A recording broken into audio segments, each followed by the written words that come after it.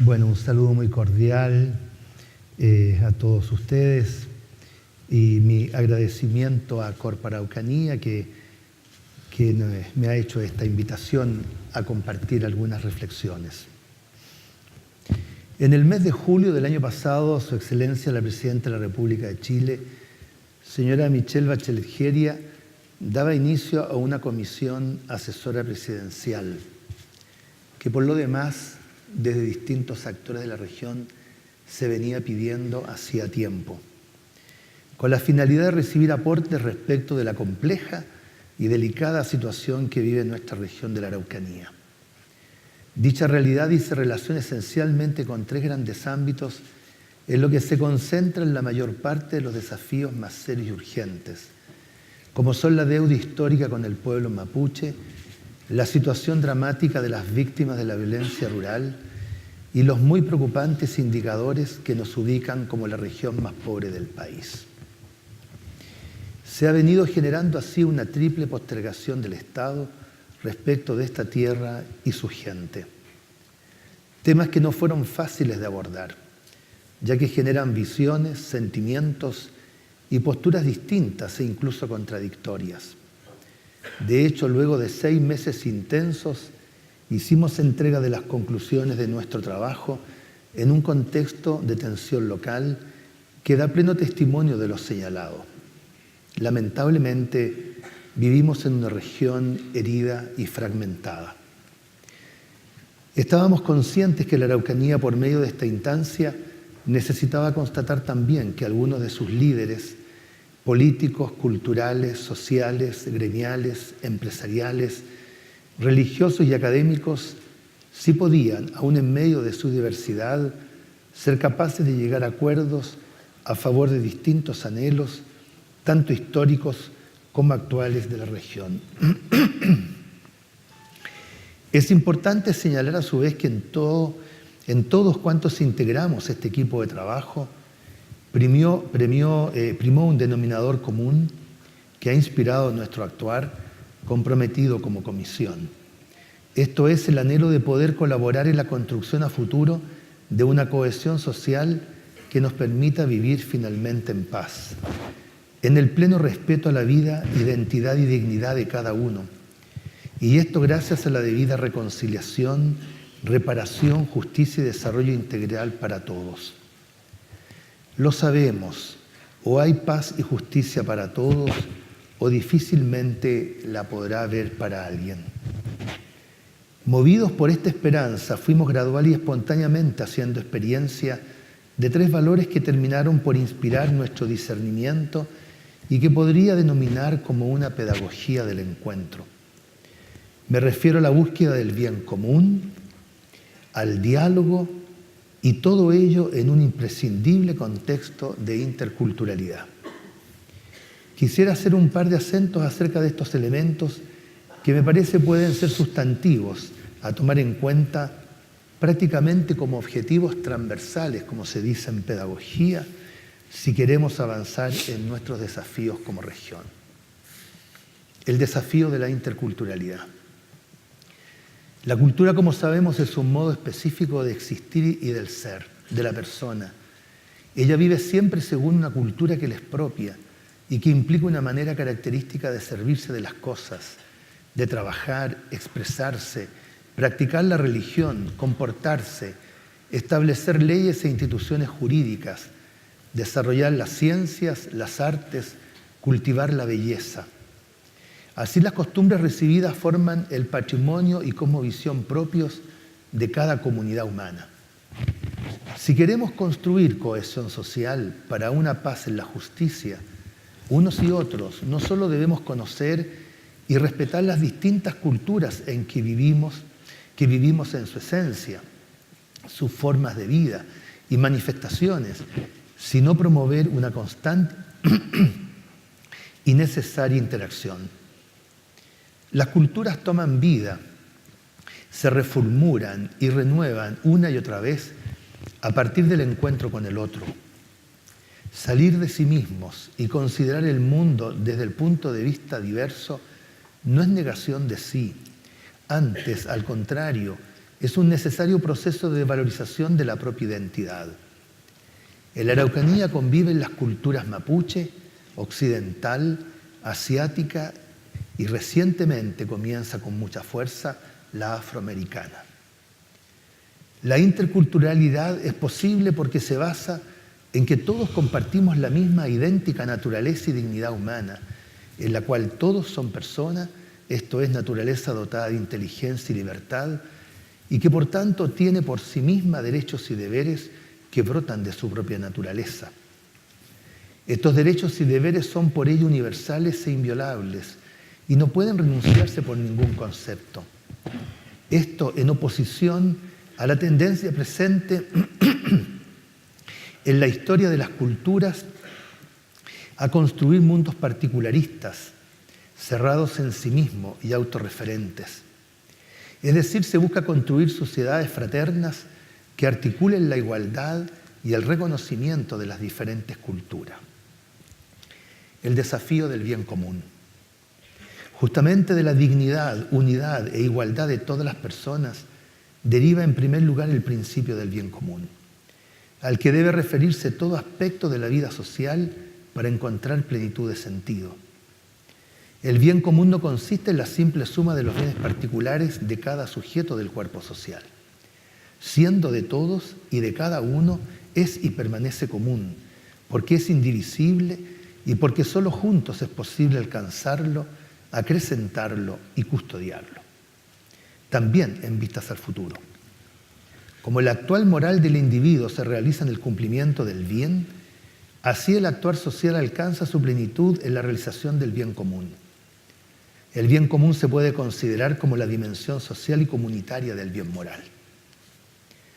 Las exigencias del bien común derivan de las condiciones sociales de cada época y están estrechamente vinculadas al respeto y a la promoción integral de la persona y de sus derechos fundamentales.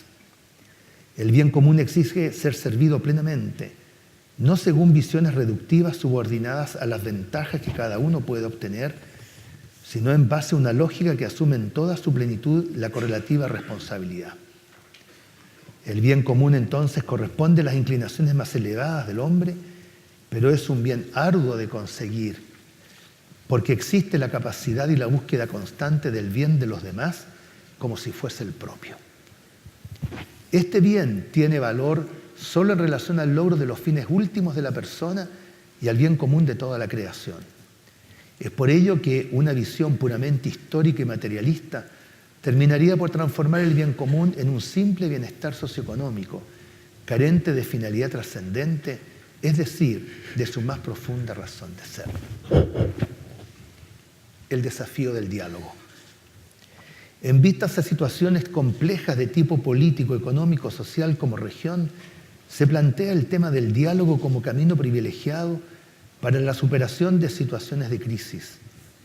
Aún así, paradojalmente, no es un ejercicio sencillo y normalmente suele estar lleno de dificultades que en ocasiones pueden llevar al fracaso de los esfuerzos.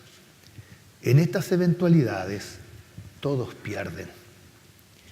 Ante todo implica un respeto y valoración por la otra parte, traducida en la convicción que tiene aportes que ofrecer.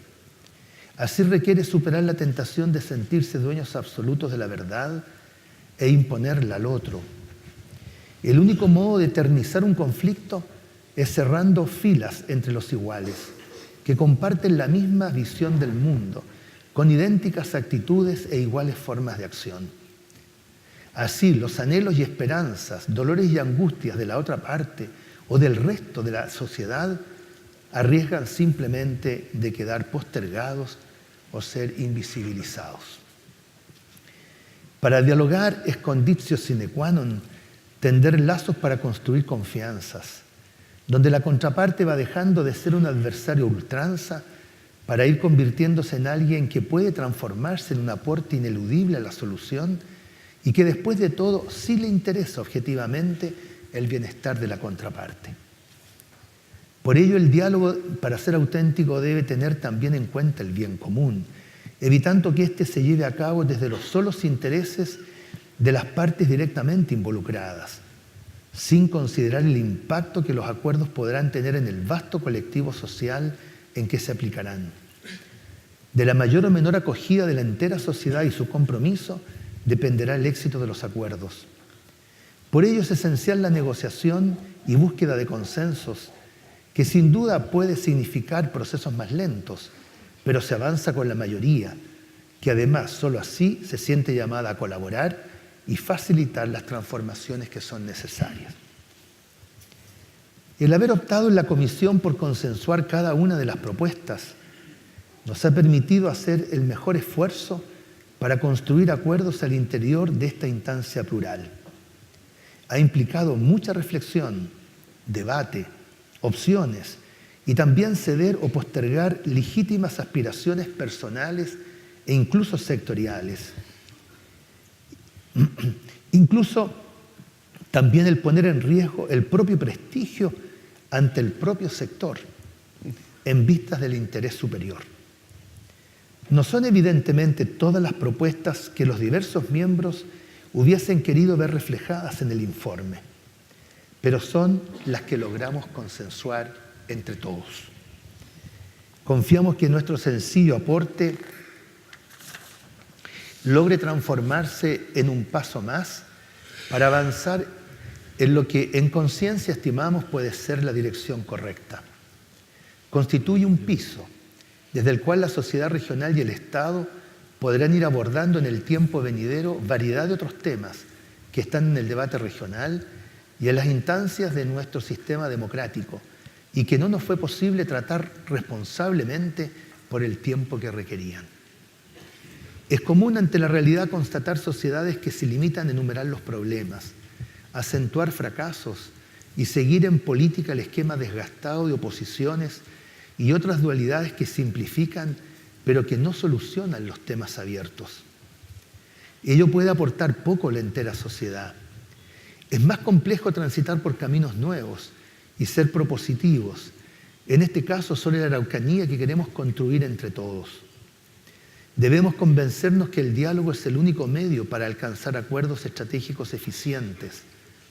Nos asiste la convicción que la falta de diálogo solo arriesga más exclusión, más pobreza y más violencia.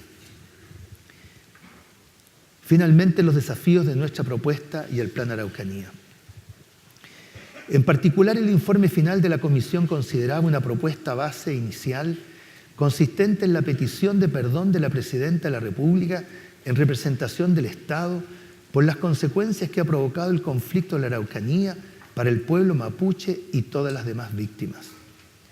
A ello se suman 69 propuestas en materia de reparación de víctimas, reconocimiento del pueblo mapuche, leyes indígenas, tierras indígenas, educación, historia y cultura, infraestructura para el desarrollo, instrumento, planes y programas territoriales, institucionalidad y recursos humanos, asociatividad y empoderamiento productivo, leyes e incentivos especiales para la región, propuestas en materia de política forestal y relativas a la ley de espacio costero de pueblos originarios. En el marco del trabajo realizado y acogiendo en parte las propuestas planteadas por la Comisión, cerca de un 60%, el día 23 de junio la Presidenta anunció el Plan de Desarrollo para la Araucanía. En este contexto comenzó su presentación con la petición de perdón tanto al pueblo mapuche como a las víctimas de violencia rural en la región. Un gesto simbólico, necesario y de gran profundidad y que hay que valorar en toda su grandeza.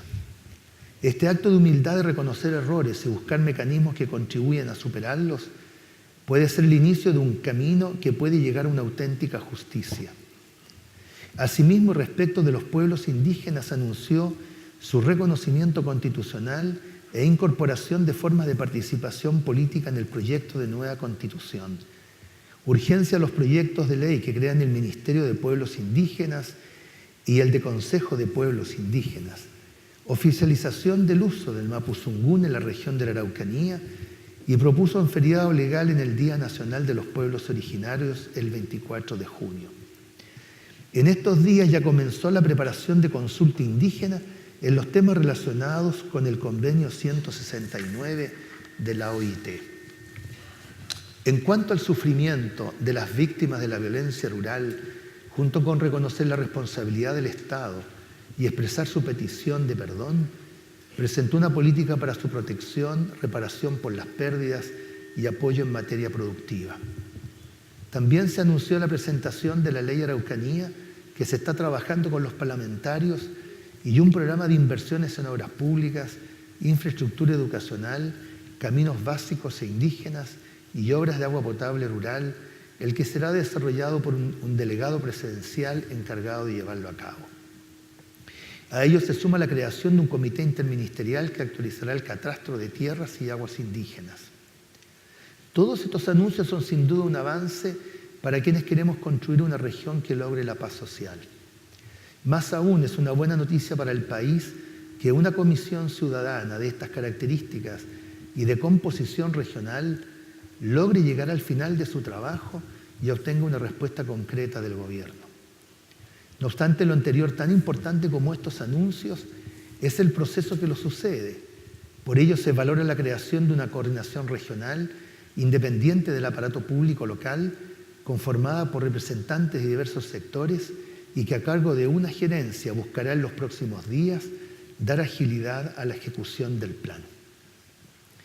Pero el trabajo de la comisión no se agota en el anuncio presidencial, porque han quedado una serie de propuestas pendientes para su reflexión, análisis y en lo posible implementación futura. En cuanto a las víctimas de la violencia, se debiera establecer alguna fórmula para garantizar beneficios y recursos futuros suficientes para hacer frente a los graves daños causados. En materia de pueblos indígenas existen otros temas pendientes fuera de los anunciados que deben resolverse de la mano del diálogo y la participación de las comunidades. Lo mismo ocurre en el ámbito productivo, en materia de identidad regional, fomento a la inversión, negociaciones territoriales, entre otras, que de materializarse podrían aportar al desarrollo regional. Ahora bien, tanto el informe de la Comisión como los anuncios presidenciales deben ser analizados en profundidad más allá de sus títulos, porque hasta aquí hemos conocido solo los títulos. Desgraciadamente, nos encontramos en un año particular en el que el gobierno está concluyendo su administración y la campaña electoral radicaliza posiciones afectando el análisis ponderado de estos temas. Exhortamos a que en este contexto regional no sea esta una hora en que por encima del bien común y el diálogo primen iniciativas y proyectos que privilegien solo intereses personales, políticos partidistas, ideológicos o sectoriales que exacerben aún más las divisiones. Algunas preocupaciones que han surgido en estos días respecto de los anuncios es que el término del actual gobierno, los limitados tiempos políticos para llevar a cabo las iniciativas y la insuficiencia frente a todo lo que se esperaba no favorecerían mayores logros de los objetivos de toda esta iniciativa. Aprehensiones y constataciones que, por cierto, hay que considerar y evaluar en su debido mérito. Sin embargo, la realidad objetiva no debería constituir de por sí un dato paralizante, sino un desafiante punto de partida para construir cosas mayores. En efecto, los anuncios constituyen un antes y un después en el trato del Estado hacia la región y su población, y constituyen un avance objetivo en la dirección correcta. Pero se necesitan la unidad de todos y cada uno de sus diversos líderes si queremos que nuestras búsquedas adquieran seriedad y fuerza y así ganar credibilidad y respeto. La invitación es a no seguir esperando que desde el centro nos solucionen todos los problemas, mientras aquí no pocos colaboramos a crear un clima de desencuentro que no favorece que eso ocurra y en donde las mejores propuestas suelen sucumbir. A insistir en la multiplicación de instancias plurales y multisectoriales de diálogo para nuevos y mayores acuerdos locales. Tenemos que lograr con unidad que las legítimas demandas de la región se transformen efectivamente en políticas de Estado que vayan más allá de una elección o de un gobierno de turno. La región es nuestra y su futuro está en nuestras manos.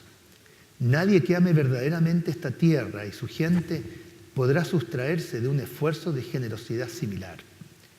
Lo contrario restaría sustento a nuestro actual clamor por mayores grados de descentralización. por este esfuerzo colectivo, pero este esfuerzo colectivo va más allá de las leyes o recursos económicos. Supone todo un nuevo modelo de concebir la construcción de la sociedad. Repito, supone ante todo un modo nuevo de concebir la construcción de la sociedad, más aún si esta es intercultural. Uno en el que todos formemos parte, valorizados en nuestra diversidad, iguales en dignidad, derechos y oportunidades.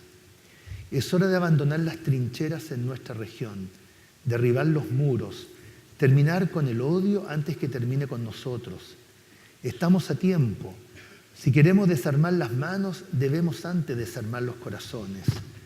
Y esta no es tarea del Estado, de una ley, de un proyecto, de un decreto, sino una responsabilidad ciudadana e histórica que no debemos eludir y menos delegar. Finalmente, se trata de un adecuado equilibrio, una justa convivencia y coexistencia en favor de la región, de sus gentes y la paz. Este silencioso clamor que brota sin distensión en el corazón de tantos en la Araucanía no es una utopía, es un anhelo presente en los corazones y las mentes de cada habitante de esta región. Y este ha sido también el anhelo de esta comisión. Muchas gracias.